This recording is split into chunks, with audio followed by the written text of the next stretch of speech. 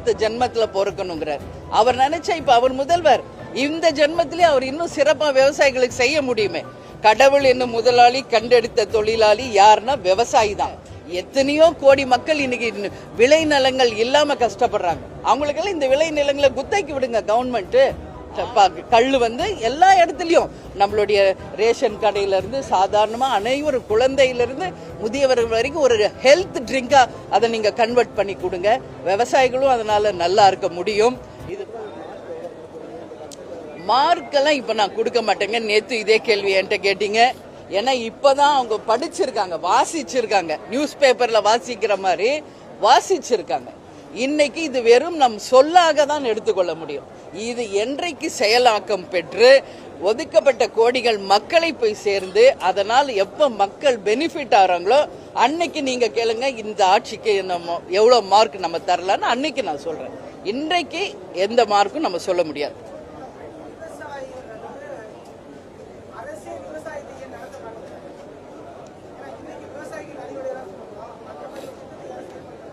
செயல்படுத்தணும். இப்ப அதுதானே நான் சொன்னேன். இப்ப நான் சொன்னது அதுதானே.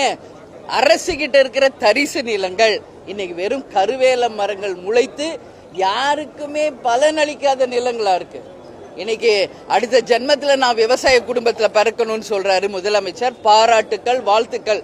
நாங்கெல்லாம் விவசாய குடும்பத்துல பிறந்து விவசாயிகளாக இருந்துதான் இன்னைக்கு கேப்டன் மனைவியா தேமுதிகவின் பொதுச் செயலாளர் இங்க நிக்கிறேன். அது நாங்க மார்தட்டி பெருமையோட சொல்லுவோம் விவசாய குடும்பம். ஆனா நம்ம முதலமைச்சர் இப்ப என்ன சொல்றாரு, அடுத்த ஜென்மத்துல பொறுக்கணுங்கிறார். அவர் நினைச்சா இப்ப அவர் முதல்வர், இந்த ஜென்மத்திலே அவர் இன்னும் சிறப்பா விவசாயிகளுக்கு செய்ய முடியுமே. கடவுள் என்னும் முதலாளி கண்டெடுத்த தொழிலாளி யாருன்னா விவசாயி தான். இன்னைக்கு எத்தனையோ டிபார்ட்மெண்ட்ல எவ்வளவோ நம்ம சம்பாதிக்கலாம். ஆனால் அந்த சாப்பாடு நம்ம சோத்துல கை வைக்கணும்னா அவங்க சேத்துல இறங்கினா தான் முடியும்.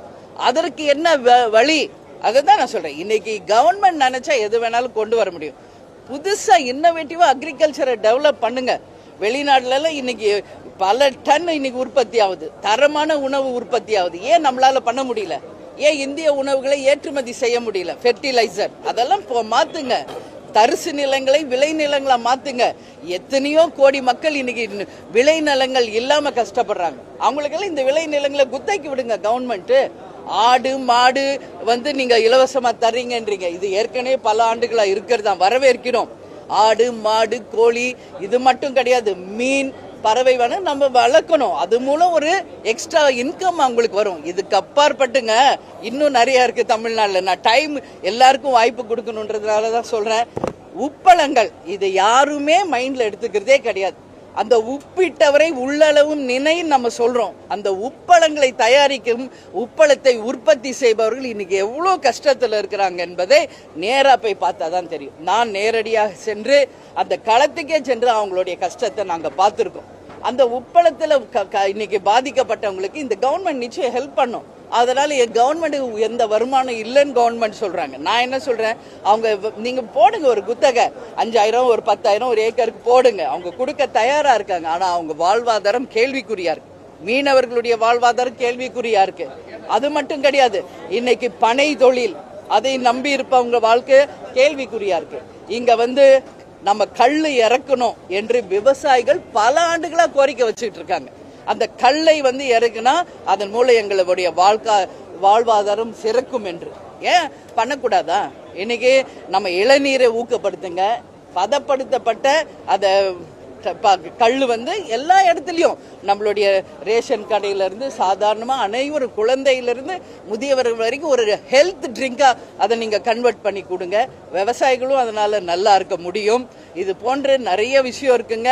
அதனால இன்னைக்கு சிக் யூனிட்ஸை வந்து நிச்சயம் இந்த அரசு கவனத்துல கொண்டு நிச்சயம் இளைஞர்களுக்கும் மற்றவங்களுக்கு வேலை வாய்ப்பை தரணும். 100 நாள் வேலை வாய்ப்பை உறுதிப்படுத்தணும். பெண்களும் விவசாயத்தில் ஈடுபடுத்துவன்றாங்க. ஏற்கனவே நிறைய 90% பெண்கள் விவசாயத்தில் ஆல்ரெடி இருக்காங்க. பட் அவங்க சம்பாதிக்கிறது அவங்களுக்கு பத்தாது. அதனாலதான் இன்னைக்கு ரேஷன் பொருளையும் இவங்க கொடுக்கின்ற பெண்களுக்கான உரிமை தொகைக்காகவும் இன்னைக்கு பெண்கள் போராடுற நிலைமை. அதனால பெண்கள் சுயமா சம்பாதிக்கணும்னா விவசாயத்துறையில பெண்களை எல்லா விதத்திலையும் மேம்படுத்தணும். அதுக்கு அரசு உறுதுணையாக இருக்கணும். அடுத்த ஜென்மத்தில் நான் விவசாயி மகனா பிறக்கணும்ன்றதுல இப்பவே மக்கள் உங்களுக்கு அதிகாரம் கொடுத்திருக்காங்க. நீங்க நினைச்சா இன்னையிலிருந்தே நீங்க விவசாயியா மாறலாம். நீங்க மாறுங்க, விவசாயிகளுக்கு உண்மையான முதல்வராக இருங்கள் என்று நாங்கள் கேட்டுக்கொள்கிறோம்.